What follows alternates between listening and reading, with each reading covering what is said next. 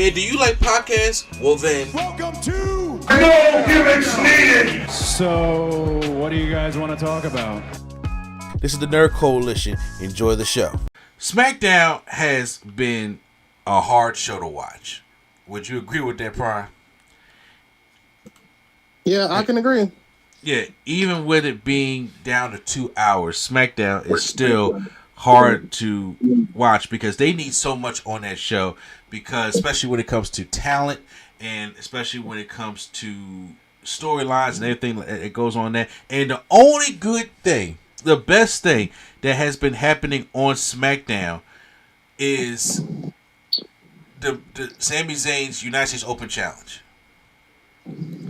He has gotten the blessing from John Cena, and John Cena did it 10 years ago, and that was great. And now Sami Zayn's putting on banger matches every single week with this Open Challenge, and it has that like John Cena feel to it. Now, I'm not saying Sami Zayn is on the level of John Cena, obviously, but it's been the best thing. And this past week, it was in Orlando, and so Javon Evans answered the challenge, and him and Sami Zayn had a banger of a match.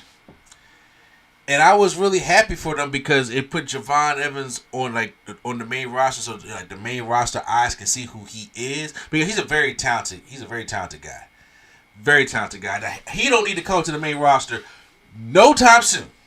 Do not Apollo Crews this guy. He does not need to come to the main roster no time soon. But just to showcase, what he did. But when it came to like the other stuff, like the Miz and Carmelo Hayes, I've seen some fans online saying that this right now is the best storyline going on SmackDown right now, and I don't necessarily, it's hard to argue because right now the only other storyline that's of note is like Aleister Black and Damian Priest, which he already challenged him to a last man standing match. Is that going to be at Crown Jewel? I'm not sure. Is it going to be on another SmackDown? It's probably going to be on SmackDown. It probably is. But then we got the Street Profits, a number of contenders for the Wyatt Six again. But I'm like, right now, and it seems like they're cool again. I'm like, y'all really got to break them up. Because right now, it's like y'all missed the boat about twice right now. And as of right now, they're just stuck in this limbo. Like, they have reached the ceiling that they just can't go on anymore. And I think right now they just need to break up. And before I wasn't advocating for that because we need tag teams, but I'm like, but right now for them, and it's not even guaranteed that Montez is going to even get over, but it needs to be something different with the Street Profits. And then like we had Julia and Kiana James taking on Meechin and B-Fab. I was like, I never thought I would say that I didn't care to see a Julia match. But I damn sure didn't care about to see this because nobody cares. She's the Women's United States Champion. And nobody cares. And honestly, however y'all feel about it, when Chelsea Green lost her championship, then nobody really cared about the Women's United States Championship. We knew Lyra was having good matches on Raw with Becky Lynch. And Becky Lynch is still the champion. And that has a decent enough storyline to it. But when it comes to the Women's United States Champion, like nobody cares about it. And I doubt you care about it, Brian. They didn't really do nothing yet to make me care at all. So yeah, they also Jacob Fatu came back finally. I was like, I didn't realize he was going to. I was like, wait, where the fuck is Jacob Fatu at? But it looks like he's about to go have a match with Drew McIntyre, I guess, at Crown Jewel. And I don't know if the Drew and Cody thing is done or not. I know that they had pitched. I can talk about that at another time. Because did you hear the idea that Cody and Drew had pitched for WrestlePalooza to like Triple H? Yeah, I heard it's like Randy Orton have cost Cody. Yeah, like he indirectly cost Cody the championship, and Cody would have to chase Drew to get the championship back, and then Randy Orton would do the turn, and then we get Cody and Randy at WrestleMania next year, which I was cool with. And I was like, but God, there's things that can be said about WWE right now, but I'm not gonna do that. But I guess the highlight or downfall of it. Well, first of all, the highlight was Javon Evans taking on Sami Zayn. That match was a good match. Your boy Bouncy, him and Sami Zayn had a kick-ass match, and they even sold a good near fall when he hit the OG cutter on Sami Zayn, and it was a beautiful piece of art.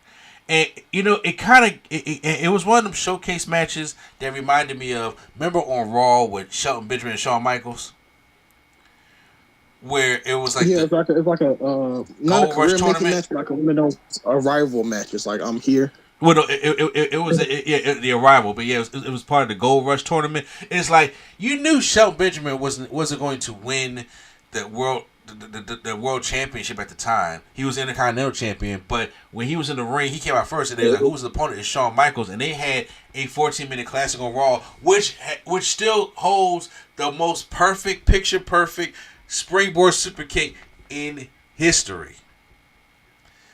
Nobody will ever forget that. That was like an arrival Shelton Benjamin match right there. Shawn gave him his props after the match. I'm not saying this was not on the level of that, you know what I'm saying, but I was saying, but it had that feel to it. And then after the match, Sami Zayn gave Javon Evans his props, and I thought this was a better showcase than when he went against Randy Orton, only because of the botch. I have a question, right? Yeah. With this day and age, even though I don't good or bad or whatever, this day and age, why haven't they did Cyber Sunday? Not exactly Cyber Sunday, but it's like it's so easy to do something like that with social media as big as it is now than back then. That's a damn good question, to be honest with you.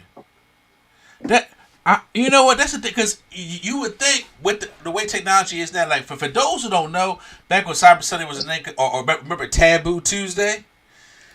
Back when they were a thing, you had to go online to like WWE.com and vote for the certain ways of the match. And I was just like, now with social media, with everything on their phone, you can vote in the crowd. Honestly, you don't even have to wait to see the results. You can be like, all right, well, what you want to see, and everybody go vote right now. So I'm like, okay. Probably didn't even think about that, but that's a damn good idea. Why don't they do the Cyber Sunday or the Taboo Tuesday anymore? Yeah, no idea. I think, being interactive, but as of right now, shit. I mean, I think it will probably work right now because fans want to feel interactive with the product because they can't afford to go to the product. Well, they can't do it now because all the Saudis in control. But yeah. Like, speaking of Saudis, real fast. Yeah. I'm sorry to bring this up. You know they bought EA. Like, EA Sports is in the game? Yes, they bought EA for like $55 billion. Yo. 55 million. I think. You mean Matt gonna be on that blood money now? I don't. Yikes! I don't even know what the EA game's gonna look like now. Yikes! That's crazy. Oh wait, no. Okay, no. They bought Electric Arts, which is the makers of Madden and The Sims, for $55 billion. Yep. Jeez. Yeah, man, EA Sports. Yeah. Damn. And The Sims too is big, which Yeah, Sims is huge also. So absolutely, like, my goodness.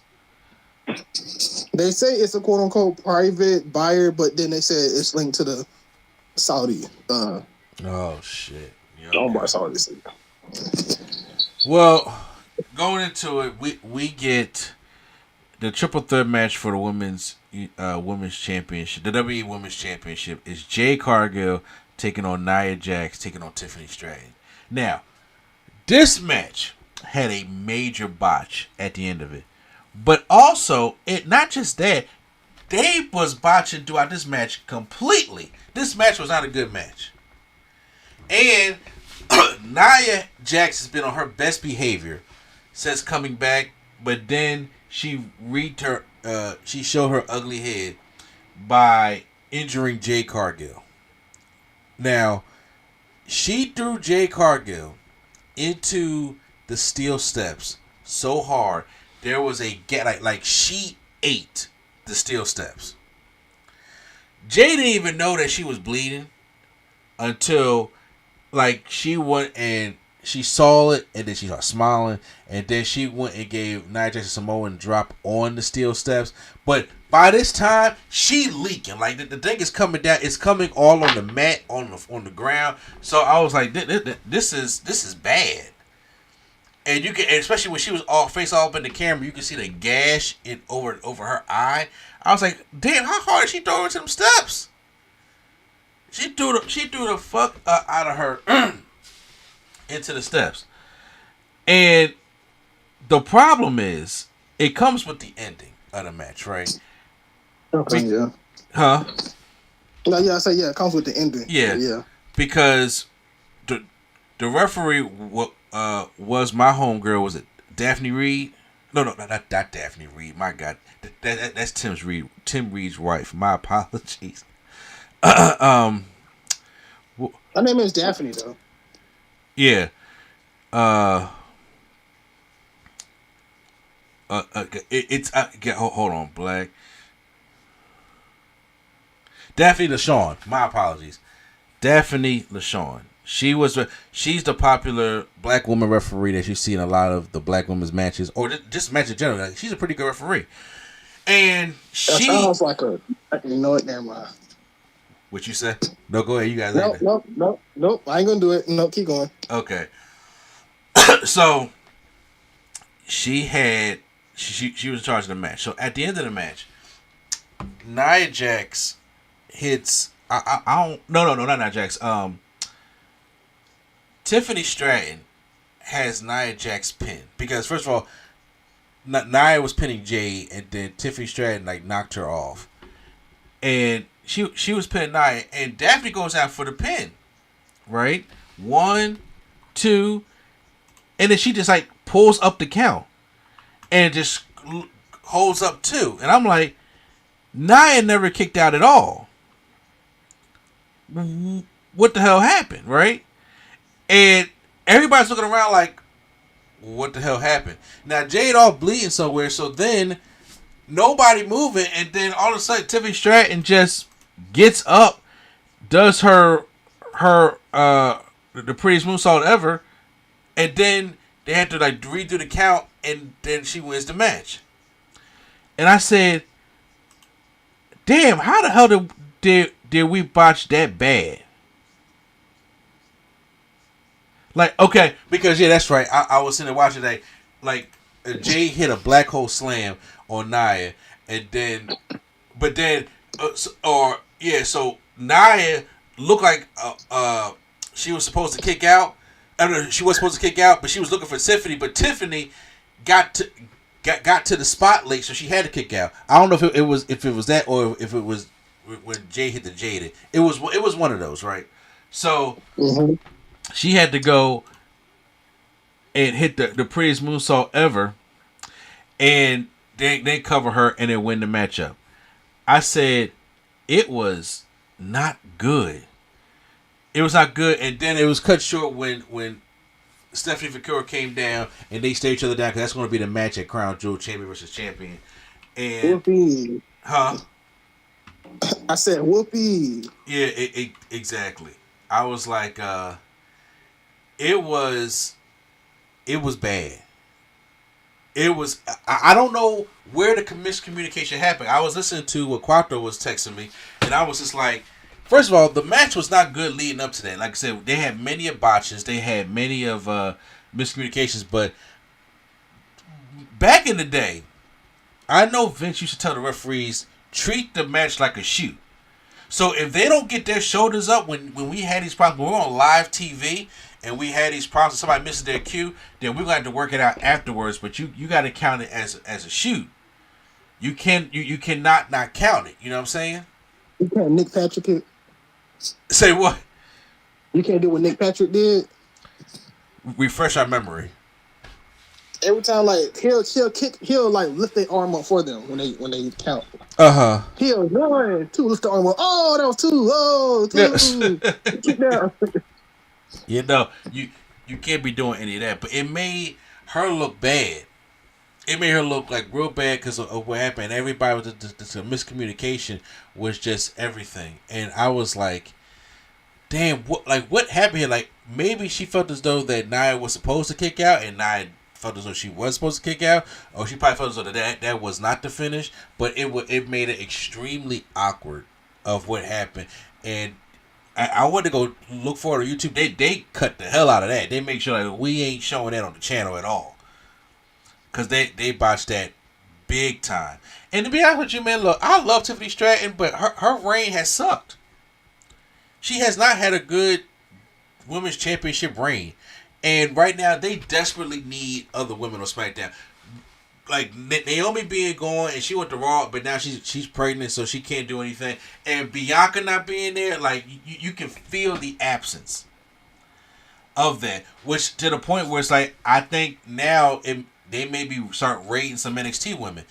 Blake Monroe, Jordan Grace, JC Jen, like people who don't need to be down there anymore. I'm not saying bring up Lola Vice right now. I'm not sitting there saying bring up so I mean honestly you can't bring up Sol Roca, to be honest with you. Like, but Ren Sinclair, like those women need to stay down there, but you also like you need a shot in the arm on SmackDown. Like I said, there's nothing about the women's division on SmackDown that we even care about right now. We don't care about that Julia has the United States Championship. Nobody cares about Kiana James, B-Fab, or Meechin. Jade is still down there, but she's just down there trying to kick it by herself, but she's still green. It's not time for her to have a title just yet. Nia Jax just showed her that why we feel the way we feel about Nia Jax. You know, and it was just a very unfortunate situation that all this happened. But I'm sorry, it was just like it was a terrible botch. How'd you feel about that? Yeah, I don't want to say she did it on purpose, but when you Irish whip somebody, you don't push them after the Irish whip. You don't follow through with the push. You just Irish whip. But what it looked like she did, it looked like she Irish whip and pushed after. And as soon as she pushed, her head went right into the corner of the steel steps. It was like, dang. Yeah. And then that gas was big, too. Very big. Very big. Yeah, one of them little gas. That gas was noticeable. So it was like, ooh. So like, yeah, that looked a little rough. But I think that, I don't know. I don't know if, because people keep saying like Nia Jax should be fighting all that. She do be injuring people, has a history of injuring people, but it's like, I don't know. I don't know how you probably 15 years in and still just not that safe. She probably not 15 years. I could have sworn she's been at least in WWE since like 2015 though. Oh yeah. Nia has been she's been there for over 10 years now, I believe. Or exactly 10 years, or maybe just a little under 10 years. Yeah, she's been there, but yeah, she has. Well, she was one that came up a little bit too early, also from NXT. But even still, she just is like But Nia has been. You got to give credit where credit's due. Nia has been doing good since her return, like this second run that she had. She's been doing pretty good, and we haven't had no issue with her injuring people, and she's been a great heel. But then it's just like, oh my God, we getting PTSD flashbacks of after what happened to Jade. I'm just like, man, because now Jade gonna be out for a minute. I mean, she gonna be out a long time, but she gonna be out for a minute. She gonna get stitches. I'm not sitting there saying like she'll be back in time for Survivor Series, obviously. But it's just like I don't know when it comes to Nia, but not just about that, but even about just the botch women had. Like the women did not need that botch at all. And I was just like, it was very unfortunate how it went down, but yeah. I was like, no, they gotta try their best not to let that happen again. And I don't know what Trish is telling the refs, but sometimes you may just have to tell them, treat this like a shoot. He could have did that, and it could have been a thing where you remember they still got the earpiece in their ear. Then it could be a spot that they told her to look for, and it didn't come, so she didn't want to sit there and do that and get ready. Because I know she's kicking herself right now. Because once again, if she just counted to 3, it ain't her fault to treat it like a shoot. the blame would have went on Nia for not kicking out. The blame would have been on Tiffany for not doing the spot correctly, or being late to break up the pin, or whatever the case would be. The blame would have went on the wrestlers. But now, for what they're seeing on live TV, the blame goes on the ref now, and that's all anybody gonna talk about, and that's hella unfortunate.